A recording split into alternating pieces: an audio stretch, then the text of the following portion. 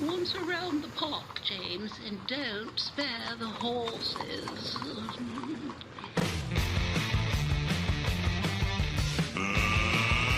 Let's get ready to rumble! It's showtime.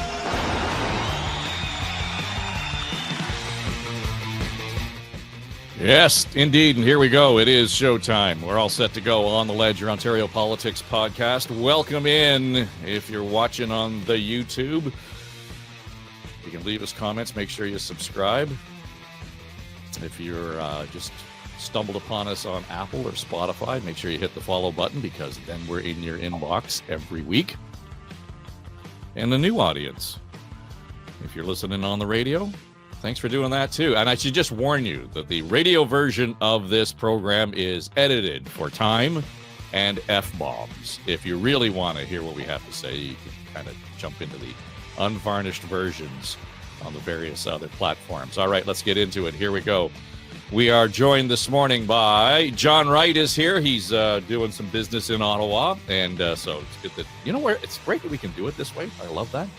He is our founding pollster. Tim Hudak is here after off to school this morning routine, and that kind of settles in. Me, it was the take out the garbage day, not quite as exciting. And Keith Leslie is here, joining us from his confines in Antigonish, Nova Scotia. Premier Wynne is off today, but has promised to join us again next week, and says say hi to the guys. So you have been said hi to. And away we go. Not quite Ontario politics, but I just thought it was necessary, Keith, to start in your neck of the woods with the big election in Nova Scotia this week. And boy, the progressive Conservatives, you know, it might have been a surprise win the first time around, but this time holy cow, they just ran the table. Oh, did they ever? There's a great messaging here for a lot of progressive Conservatives. I think the word progressive made a big deal here. Tim Hudak, in his first term when he got elected just 3 years ago, a little over 3 years ago, he promised to, I'm going to run a deficit to focus on healthcare, and he did exactly that. And of course, focusing on healthcare, getting people doctors, trying to get some improvements here. He's come up with a plan that to get foreign trained doctors into Nova Scotia, get them practicing here, a 12-week program, supervised 12 weeks. If they pass it, boom, away they go. They're into service. All kinds of things like this, I think people address. People clearly did not care that his first bill as a government 3.5 years ago was to enact a fixed election date, which he promptly ignored. They led the polls all the way through here. The real shocking night was just how terrible it was for the Liberals, who had back-to-back majority governments up until 3 years ago. They came out with 2 seats. The leader lost his own seat. They can hold their meetings in the back of a cab now. I mean, it's just really, really devastating for the Nova Scotia Liberals. The New Democrats are the official opposition. They did much better than they'd done before. But for the Liberals, I mean, this is just really devastating. And it can only... I can't see anything that they're being blamed for. I think this is really, really messaging against the Trudeau Liberals in Ottawa, that the Nova Scotia Liberals just took it on the chin, I think in large part because of what's going on with the Trudeau Liberals. Yeah, Atlantic Canada is supposed to be the safe spot, Tim, for the Liberals. Now, I just interrupted. Did Keith actually say that Tim Hudak won the election? Yes. Yeah, I thought I heard Did that. I really? My heart started Tim beating. Houston, I'm sorry. Well done. Did I really? Yeah. Oh, gosh. Just Houston, so, Houston and Hudak sound pretty close. Well, it's a I'm sorry, Tim. Tim Houston, gets the big win, the double. Tim Hortons, the number one coffee and donut chain, and then poor Tim Hudak keeps coming second, just like the Buffalo Bills. It's this. Tell Deb I did my best here. Tell Deb, I really tried to get you that premium. Anyway, sorry about that.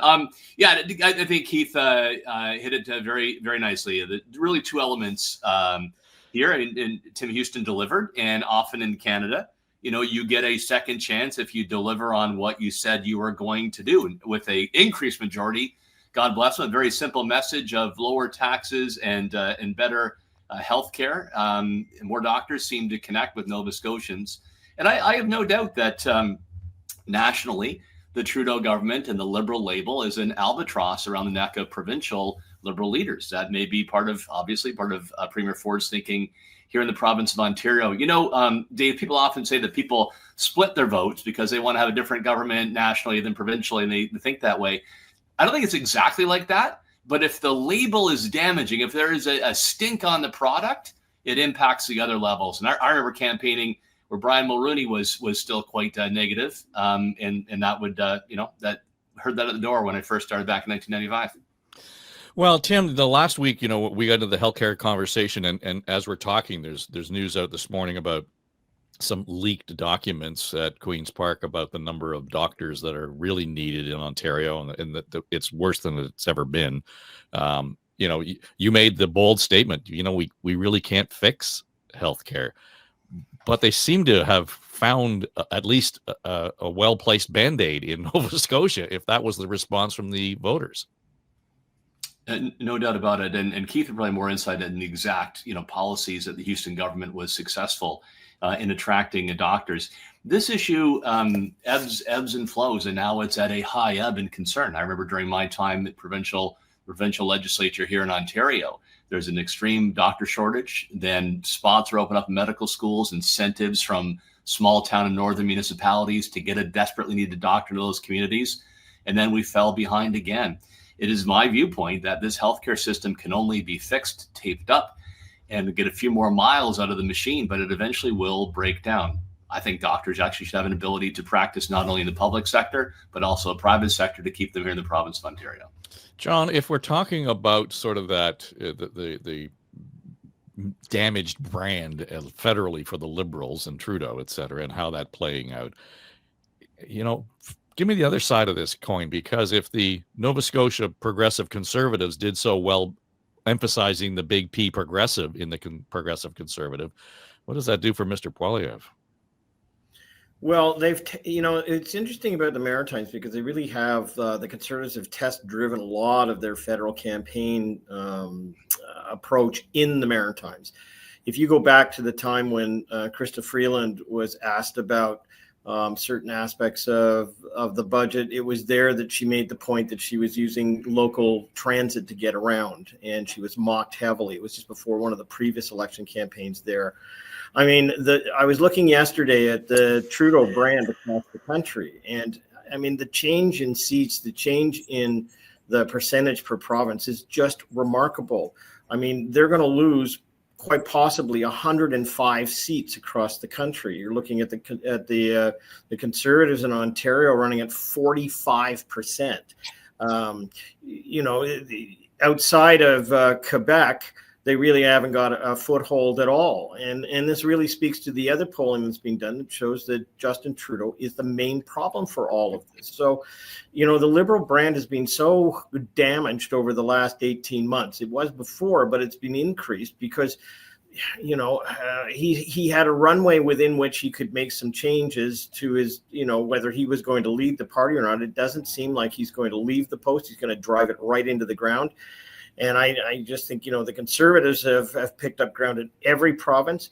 And you even look at the NDP, they're down a whole series of seats as well. So with the Conservatives at 42%, I think the Liberals are sitting around 23% at the moment, the NDP at 18%, and then the Green beyond that, they'll hold their 2 seats. It drags down every provincial Liberal party around the country.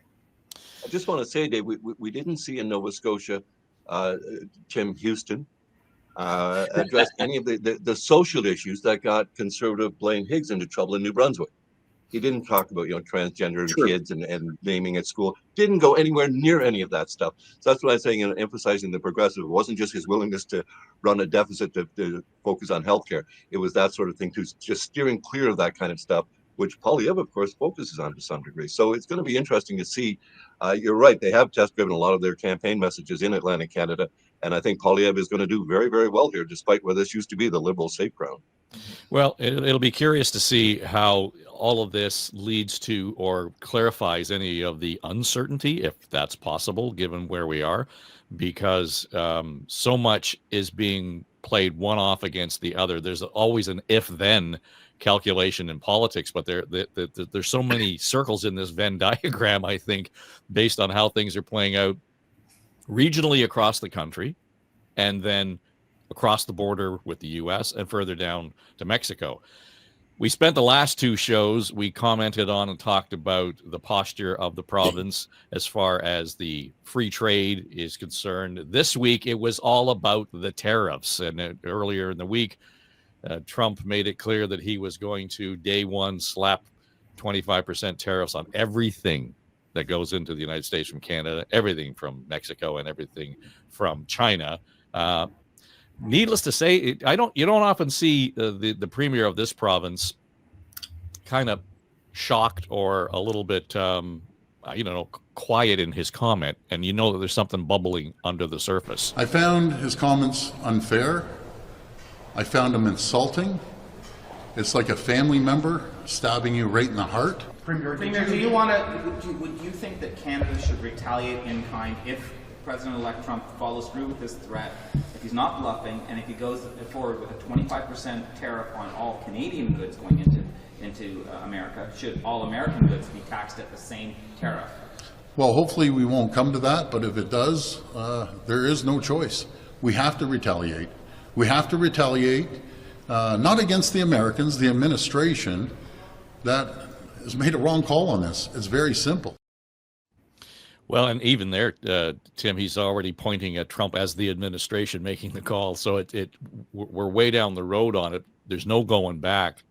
I wonder, last week we talked a lot about the negotiation, perspective. This is a tactic, et cetera, et cetera.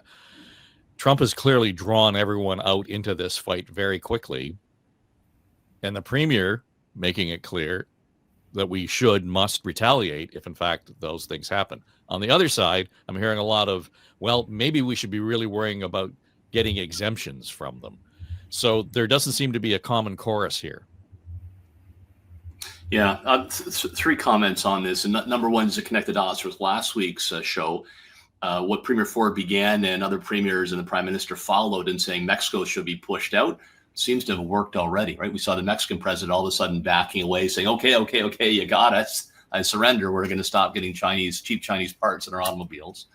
So it shows the power of that consistent message. On the premier's reaction, you can tell it is personal for him. Premier Ford, I think, as you know, has business, his family business operated also out of Chicago in addition to Etobicoke. He loves going to Florida for vacation, and he's done a commendable job forging ties with neighboring governors and our major trade partners. So you can see, it hits him emotionally. He knows the connection that he feels and that he has worked, seeing that being rejected. Most important of the three. We talked about where Trudeau is today, and John outlined where they are in the polls. One of the highlights of his time as prime minister that was dealing with Trump administration number one, and his ambassador, Dave McNaughton, I thought was extraordinary, Canadian ambassador to the U.S. They dealt with a more tumultuous time, right? Trump said that the NAFTA was the worst trade agreement signed in the history of the United States. Are going to rip it up. It's a bit different now, where Trump now takes ownership of CUSMA. He says that was a big improvement. It's less about trade and more about people. And Ambassador McNaughton had some very good advice, which is not to overreact, to stay calm. Don't take the bait and engage in fiery headlines about a trade war. Just figure out where we can meet the Americans in the middle. And Dave, at the end of the day, if we can do something about our immigration system that has led in too many dangerous individuals who have had terrorist threats in our own country, I think we're all the better for it. Well, John, clearly the premier wasn't reading your LinkedIn post this week because, you pretty much just encapsulized what Tim's talked about, that this isn't about trade here. Let's not get distracted. Yeah, I actually, I don't criticize the media very much. But I thought that the 24 hours that followed what Mr. Trump said on social media was appalling in many ways. I mean, you had the banner headlines in the Globe and Mail, slapping the 25% tariff on, and it wasn't until you got well into the story you found out what it was related to. I mean, everybody in this country who's following American politics automatically jumped to the proposition that this was going to be about trade, when in fact it was not. And I have to commend the premier a lot on how he handled it. I mean, he talked to the other premiers and focused on the issue that this was about the border, it was about illegal crossings, and it was about fentanyl. Look, we all know the game that was played. I think we all do, and that was the real target in all of this is Mexico. China,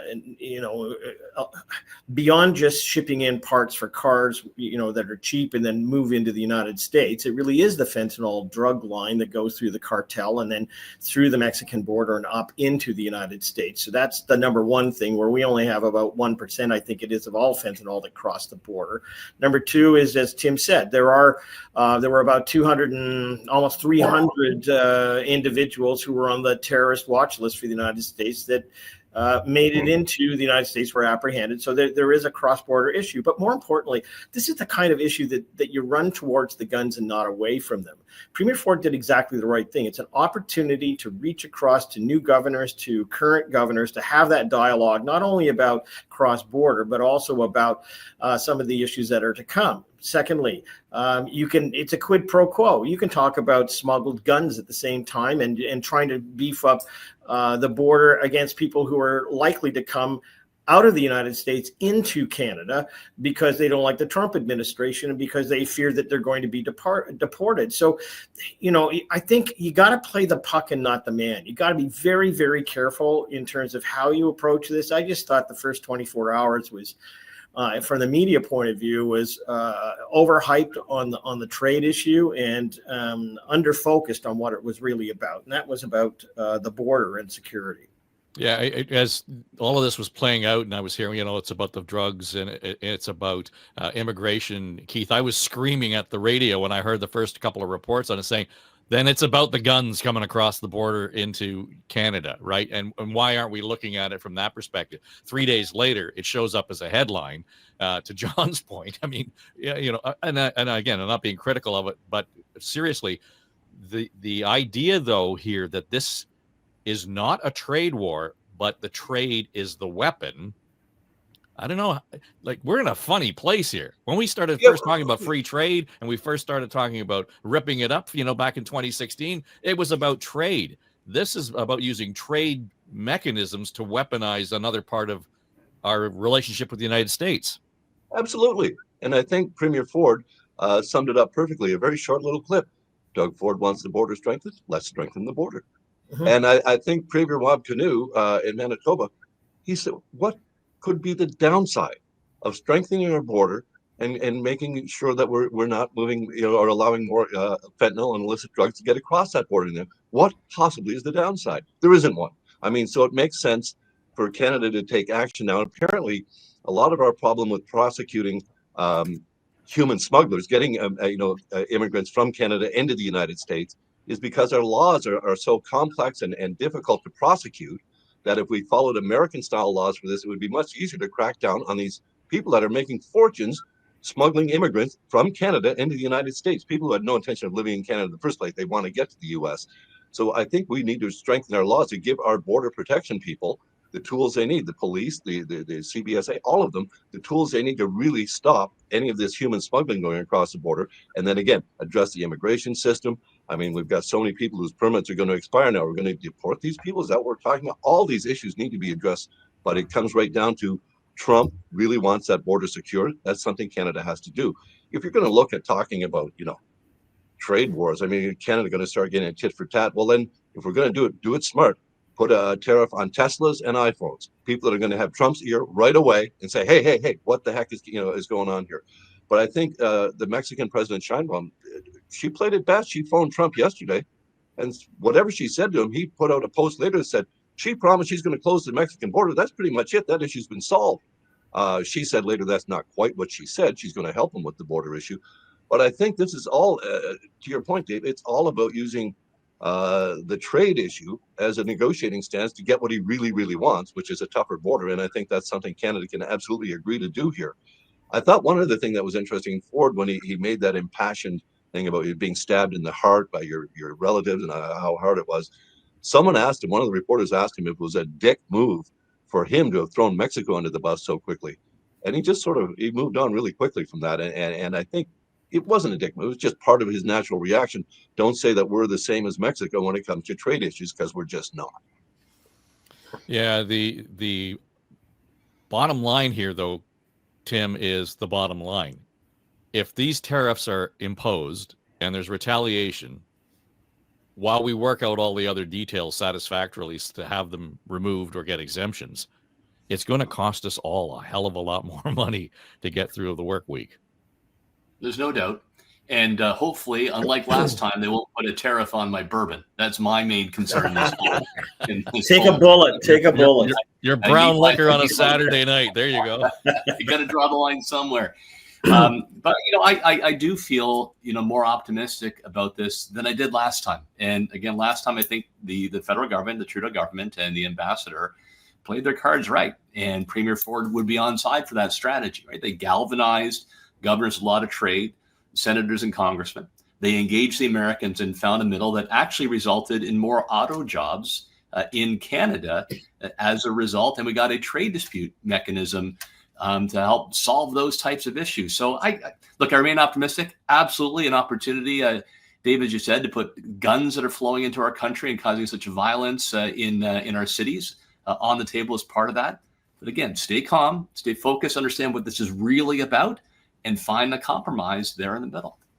So, the way it colors the voice across the country is one thing, and all the premiers kind of getting on the page. But once we get down into the minutia, Keith, it's going to be difficult to have all of the premiers, we've already said this, singing from the same hymnal.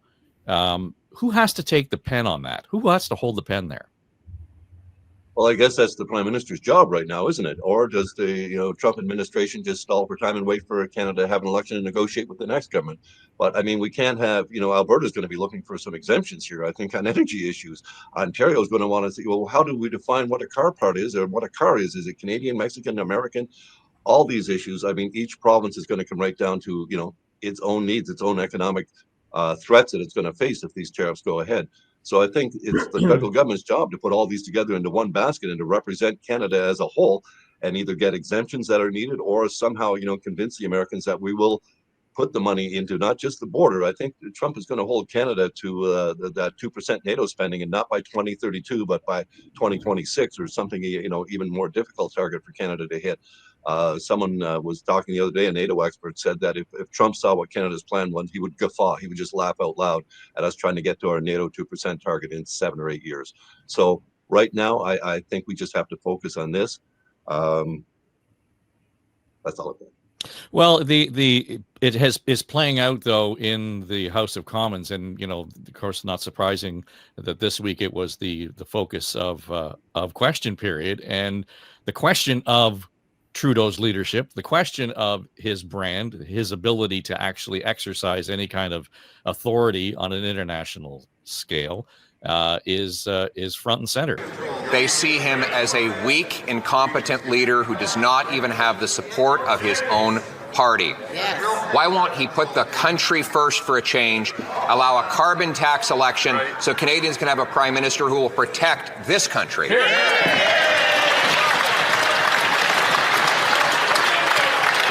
The Right Honourable Prime Minister. You can tell he stood up all night against the mirror trying to practice that line. The reality is, Mr. Speaker, we've got our sleeves rolled up. We are fighting for Canadians every single day. We will stand up for good Canadian jobs. We will make sure we continue to have great relations with the United States as we build a stronger future on both sides of the border. We're going to continue to deliver the kinds of things that matter for Canadians. Dental care, free insulin, school food programs, all programs that Conservatives voted against, and now they're going to vote against a GST break for Canadians right across the country for the next few months. That's not being there for Canadians, that's being there for himself.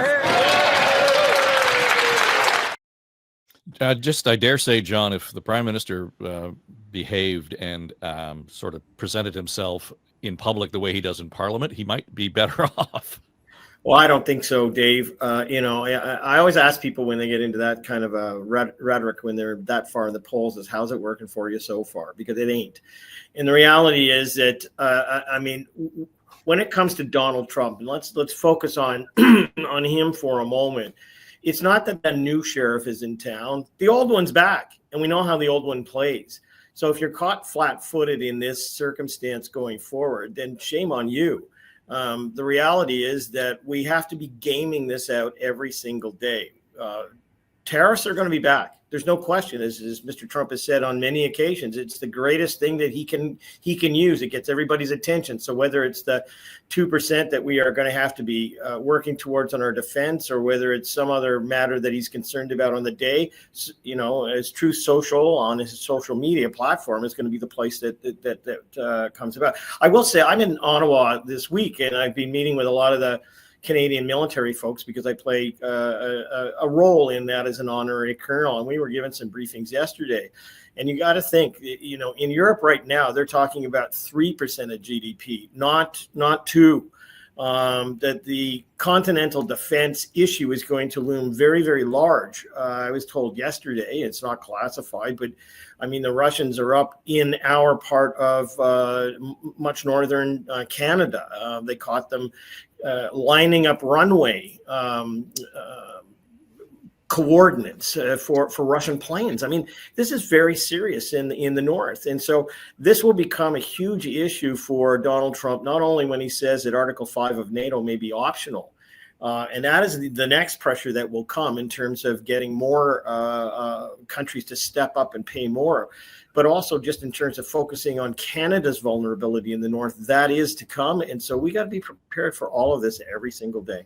Yeah, Tim, we're working with some folks who do a lot of business in the far north, and that whole question of sovereignty and security is top of the issue pile for them. And nobody in Ottawa is really paying much attention to that. It's happening right now where the security threats are apparent. The Russians, the Chinese, there are diplomats apparently who have visited, Iqaluit and just kind of wandered around and started talking to people unescorted without any real authority or anybody knowing they were there. We're missing the ball right here in our own country as far as the security issue is concerned. Yeah, I'll speak to that, David. Then I want to get back to the opposition leader nationally. That may be a positive outcome of how Trump is going to move the needle in our debate here in Canada. Certainly one of the trade-offs, we rhymed off a few, but is also going to be Canada doing its fair share when it comes to NATO. It's embarrassing for a country that punched way above its weight in World War I and World War II, was there in Korea, now is down at the bottom with Slovenia, for goodness sakes, when it comes to spending on our armed forces. Defending our own north is part of that. So I think that's also part of the grand compromise that should be negotiated with the Trump administration to avoid those tariffs. And that's good for Canada. Back to Poilievre. So I think he's been on a roll. Let's be clear about that. And I think an enemy for him right now is Bigfoot. So what do I mean by that? When other issues come along and Bigfoot, his message, and certainly Trump and his daily reactions in the White House have that vulnerability. So it may make us feel a little uncomfortable that he's attacking our prime minister and not being supportive with respect to Canada's interests. As a former opposition leader, I get that, right? He's got a job out there to axe the tax, to stop the crime, and to build the homes. And really, as opposition leader, you can't be distracted when you're this close off on those other issues, as tempting as they may be. You've got to just get everything focused around your main agenda to make things affordable, stop the fighting, build the homes, repeat that slogan over and over again until I hear it from my mom at Thanksgiving or Christmas dinner. And I'm glad you brought that up, because as I listened to that piece from the question period yesterday, the carbon tax election phrase seemed to be a clang in there. There was a dissonance about that based on what we were really talking about in the issue at hand. And can you not overplay that? I got to stick to your knitting. Like, it'd be tempting, right? And he'll get asked in scrums, as he did, what he would do if he were prime minister at this point in time, or faces his issue down the road. But look, maybe my radar is off on this. But when you're making daily dents in the armor of the existing government and you're putting your own positions out there, you just got to keep hitting those three maxims, right? Axe the tax, build the homes, stop the crime. And every moment you get distracted, you're taking away from your ability to replace the government. Keith, one of the things that popped up this week, and it kind of came out of the blue, and again, I go back to maybe how this is being covered in the media as if it were a surprise, that there are universities and colleges that are suffering right now because of the changes in international student capacity here. And all of a sudden, people are kind of surprised to hear that programs at Sheridan College and Seneca College and various colleges across the province are being shut down or curtailed. And, we're looking at it as if it's somehow a problem for the universities and the colleges because they have mismanaged things. This really goes back to the McGuinty days when they allowed for them to charge considerably higher tuitions for foreign students to come in. And they relied on that money. And then there's that offset where the governments of the day had said, okay, we're going to cap the domestic tuitions, and we're not going to increase any kind of funding to the universities or colleges. They've created this problem, again, federally. We've talked a lot about it in terms of the number of international students they just allowed into the country. And now they've turned that faucet off. I get why they need to do it in terms of the immigration policy, but this is having serious implications with the education system. And not all of the education institutions were scamming, because we know some of them were really cooking the books here with some of the, the programs that they were offering. But this seriously threatens some of our post-secondary institutions. Well, absolutely. I mean, you're looking at losing 20 to 30% of the population you've been relying on. And that's going to mean all that revenue's gone because they were paying a lot more than the domestic students. And in addition to that, you've had tuition freezes for, I think it's 6 years, and it's scheduled to go on for at least 2 more. So how are universities and colleges supposed to operate in that? They were given, I think there's $1 billion in extra funding that the government gave out last February rather, to try and help them smooth over some of these things, but they're all facing huge deficits. They cannot sustain their programs, all of the programs. And, to see Sheridan going to cut an animation program, that's really bleeding publicly here. I mean, that's the last thing they would want. They've produced, 7 Academy Award winners out of that program? I mean, that's really something for a college to be looking to cut that kind of a program. So this is serious, serious stuff for all the post-secondary institutions. And the funding issue is going to have to be addressed somehow. I mean, if they're literally, some of them went way overboard in setting up these off-campus, strip mall campuses for foreign students and charging a fortune and not giving the type of education that we would have considered a university education for most of us. But others didn't do that, as you say. They were just, relying on some foreign students to help pad the bill, pay the bills. Well, that's being, that tap being turned down so far is really going to impact all of them. So I think this is just the first of many we're going to see, where colleges and universities are going to have to start really scaling back programs. And when they scale back programs, they also scale back staff and everything else that goes with it. Yeah, John, I know a few people who've been affected just by the cuts because they're teaching full-time, part-time at various colleges, and the programs, if they're not being withdrawn, the capacity in them is being reduced. So the hours for the students, the hours for the teachers, etc. So it's kind of a trickle down. But what I find remarkable about this is that there was no forethought or real kind of 360 view in terms of, if we do this, then this is going to happen, and it's going to land like that for the educational institutions. Yeah, I understand that there'll be some people who are really affected by all of this, but I don't have a lot of sympathy. I mean, if those of us who work in the private sector, have to look at the exigencies of quarterly planning for budgets, and if you're under your target, you've got to make some changes. Well, so be it. But I mean, Conestoga College, let's call them out. We're the poster child for this. In 2014, they had a surplus of $2.5 million. By the time you got to 2021, their surplus was $112 million. And then they were sitting on, I think by the last couple of months ago, they were sitting on $300 million. You have flooded the university and the college system in particular, as you said, everything from strip malls to, courses that just haven't got much application. But the other thing that was going on here was you were having students come into the country, and they were able to work, they were able to apply for visas, and they were able to get landed immigrant status. I mean, this was a gateway where a lot of them didn't even show up to class. No, look, it was for those that in fact have been prudent and said, look, we're going to be very careful on how we do this. They will not have as much of a problem as the other ones are. But let's face it, we have too many students who are here. It's caused an impact on the rental rates in the city. There are some conditions on campus, well documented, that are just, they're overflowing, and that shouldn't be the case. The federal government has to be blamed for keeping the door open as long as it was, but it's now correcting that circumstance. The real issue now will be for those many, many, many students who have come here. I don't buy into the minister, the employment minister, Mark Milner, when he says, well, they'll voluntarily leave this year and next year when the visas come up. We've got another issue on our hands, but certainly the colleges are paying a price, and that's the way the market is. I think, though, a part of this, Tim, is all the focus is on the international and the foreign students. This bottom line is once we start to diminish the strength and the robust nature of whatever program at a college or university, it's the domestic students that are really going to suffer in the end. Yeah, I mean, John Wright put it well that, frankly, the colleges got addicted to the heroin of the foreign money coming in and charging those rates, and they built up. But the difference is when you go cold turkey as a person, you suffer. When you go cold turkey as a college, the side effect is it closes programs for Ontario kids. So here's why, though, I'm going to be an optimist on this. This can be turned around. Number one, and I'm sure Keith and John would agree. Historically, the colleges have seen themselves as the underachieving younger brother to the universities. They're always sort of the second-class citizen.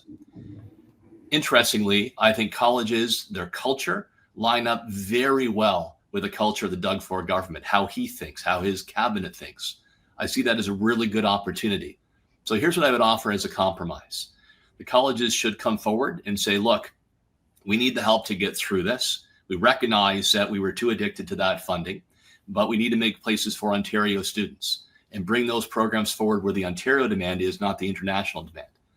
Secondly, the colleges should say, we recognize we need to do more to support the government when it comes to skilled trades. That's a big agenda for the Ford government. We need to have people that are going to build the cars, the EV, right? So what can we do? Put those programs in the front window. And the colleges should also come. They've got land. They've got plenty of land.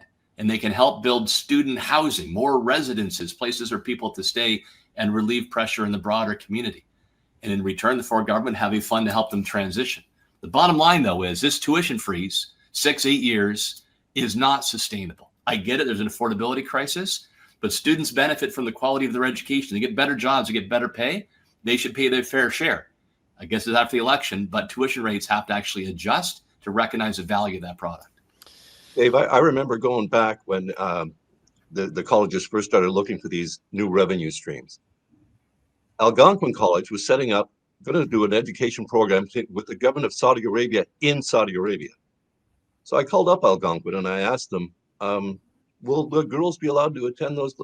We'll get back to you. Of course, girls weren't going to be allowed to attend those classes in Saudi Arabia. And of course, Algonquin eventually backed out of that. They backed away from the deal. And I think Niagara College as well, Tim, was also trying to get in on that same deal. The colleges were looking at anything and everything they could.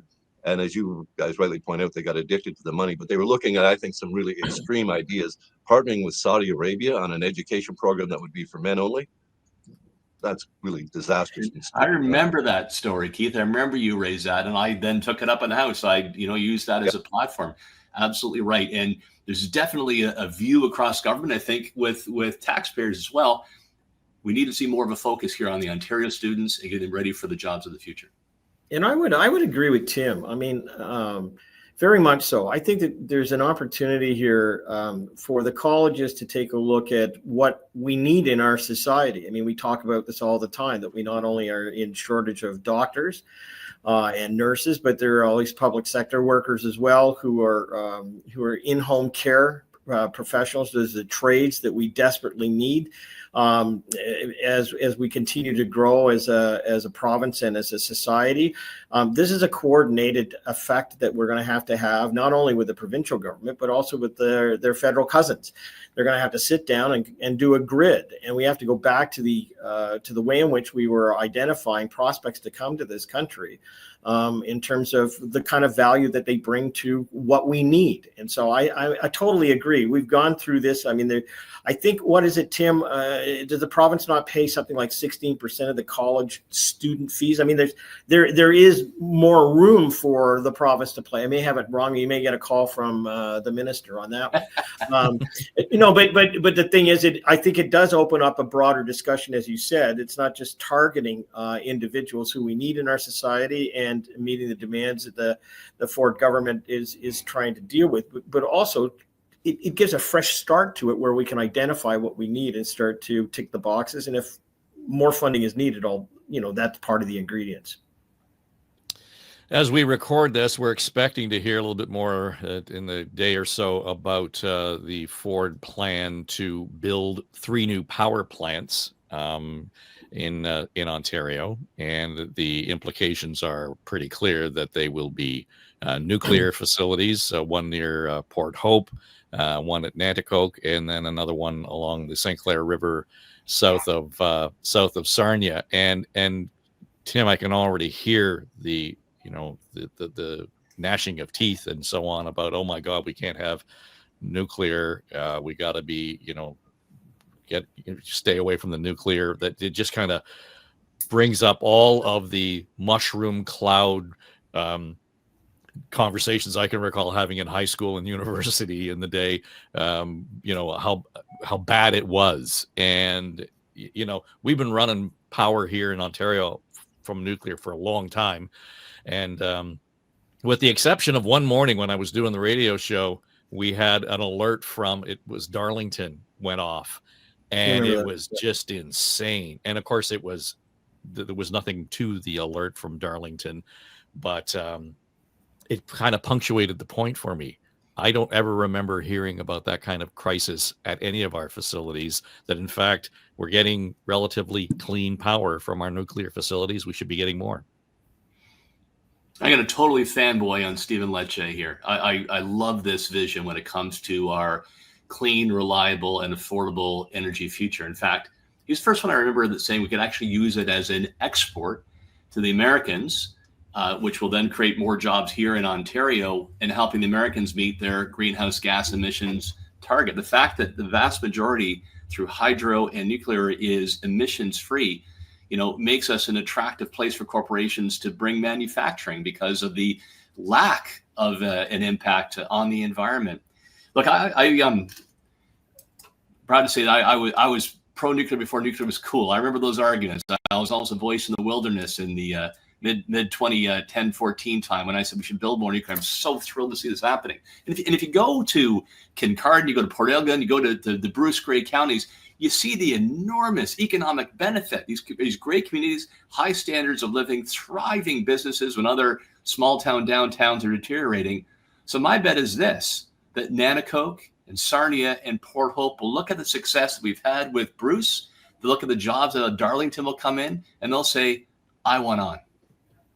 Well, and again, I think the other side of this, though, Keith, is to understand that as we get to a point where we need more capacity on the grid, certainly we're not going to be stupid enough to get into any kind of coal-fired plant, but that there are alternatives. And this is right now, the alternative that we can point to and say it works. I get the argument, though, building that is not as easy on the environment as other No, of course not. I mean, concrete is the most polluting thing you can make on the planet.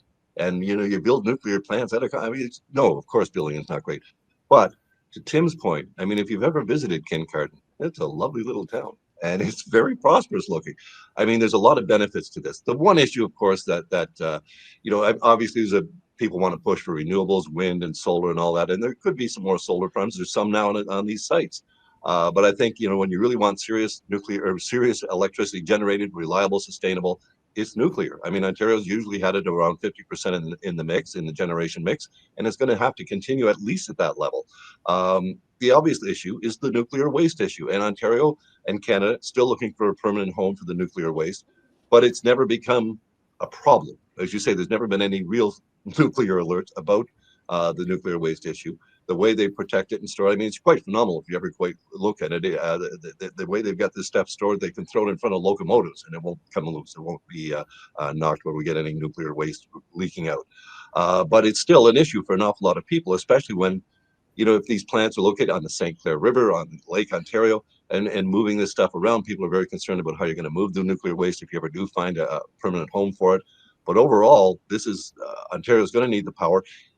Ironically, in part, the new economy, cryptocurrency, it takes up a huge amount of electricity to mine for cryptocurrency. How the hell that really works out, I still have no idea. But it's one of the major factors in driving up the use of electricity. That's nuts to me. It's absolutely nuts that a part of the new economy takes up so much electricity. And that's just, it seems antithetical to everything else that this next generation wants to do, but there we are.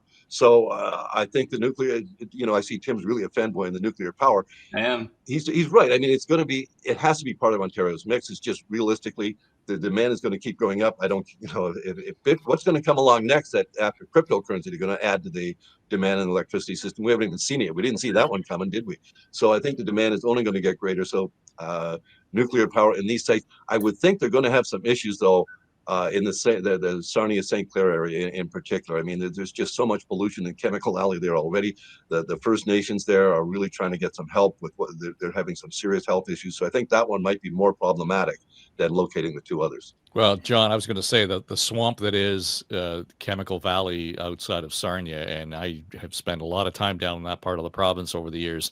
It might be the best place to hide a nuclear plant. I'm not being facetious. Well, I have to say, I worked on the campaign for the Canadian Nuclear Association many years ago, so I can disclose it now. But at that time, there was only 37% support in the province of Ontario for nuclear power, refurbishment and new builds. And it was a campaign that ran over a number of years, and we found a segmentation and we targeted it. I mean, to look at polling and to understand how it works, it's just like marketing. You find a segment and you want to talk to them about it. But what was really the coup in all of that is that Bob Hunter, the co-founder of Greenpeace, knocked on the door and said, "You guys are doing the right thing. Can I come on board and become part of the campaign?" Like, they didn't go searching for him. And that dispelled a huge amount of problems for the nuclear industry. By the end of it, we were up to 53% support, and it went from there. I mean, the reality is that you have to have some kind of connection to real world circumstances. It has to relate to, turning lights off and lights on eventually. But I'll give you my commercial idea. I mean, we are in the age now where electric vehicles are a huge part of our lives, and they're going to be, especially with the investment that the Ontario government's made in the electric battery plants and everything. I mean, picture an ad where somebody drives in, it's a little dusty, dark, you're headed in, and you're headed into dinner, and you plug your car in the back from the outlet in your wall, and you stand there for a couple of minutes, you look around, and all of a sudden all the lights in the neighborhood go off. Poof. I mean, the demands are not going to stop. It's only going to increase, not only because of population, but because of all of the things we're now relying on it for, everything from transportation to our new smart homes. So I think it's a good thing to do. I don't think it's the same as it was years ago, but I think, there has to be a concerted effort to educate the public as to why it's being done.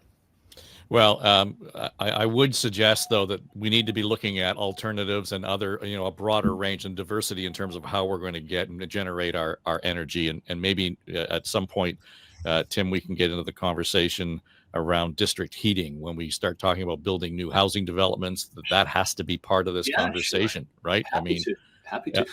I'm just going to add one more point, if you don't mind, and I'll put a fun bet on the table for you, Trafford. How's that? Yeah.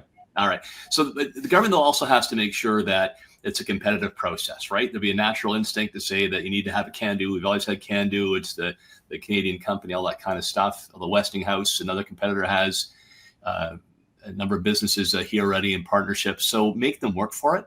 Jobs for sure, reliability, affordability, hold them accountable. So let's not forget about that before we get too carried away. Okay, Sarnia. Let's bring Bob Bailey on or film a little video clip, because I bet you he'll decide the tie. This boy actually had me baptized at St. Joseph's Church in Sarnia, Ontario. My parents are both from there. A lot of relatives, blue-collar community, big energy center currently, right, with Nova Chemicals and such. My guests appreciate the idea of get the Indigenous folks as a big part of this project. Bob Bailey break the tie. I think Sarnia is going to be all over this. Well, okay, we'll wait to see. I don't disagree. I think that the way this is all playing out, I suspect that, they'll be front and center.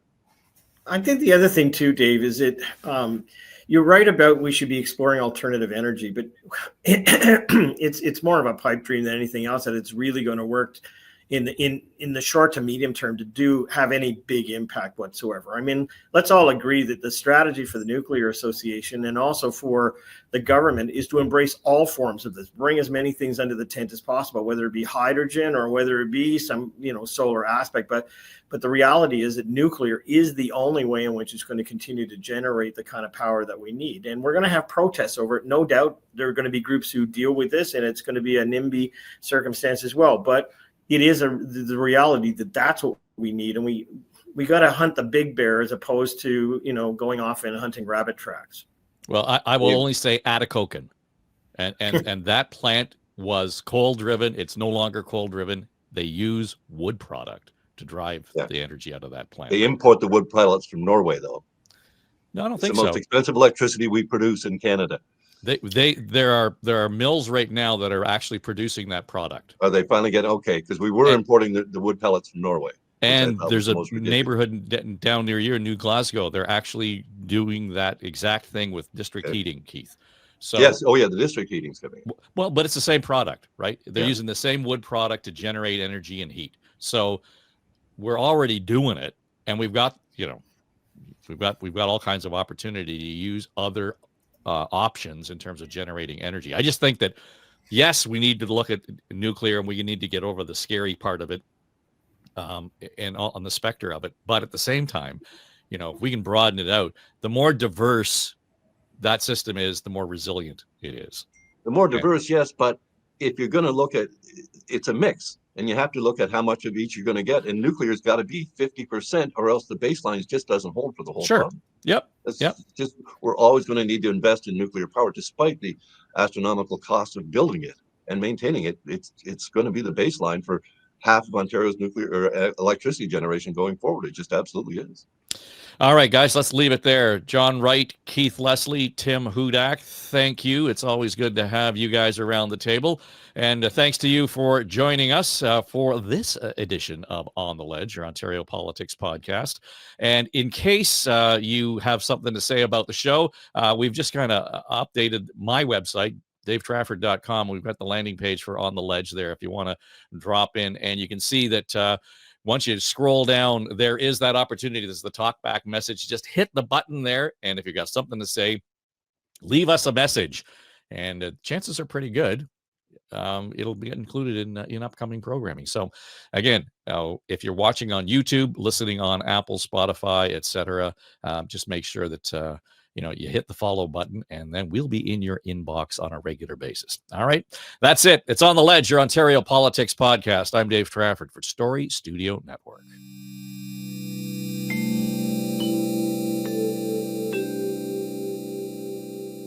This is SSN. Story Studio Network.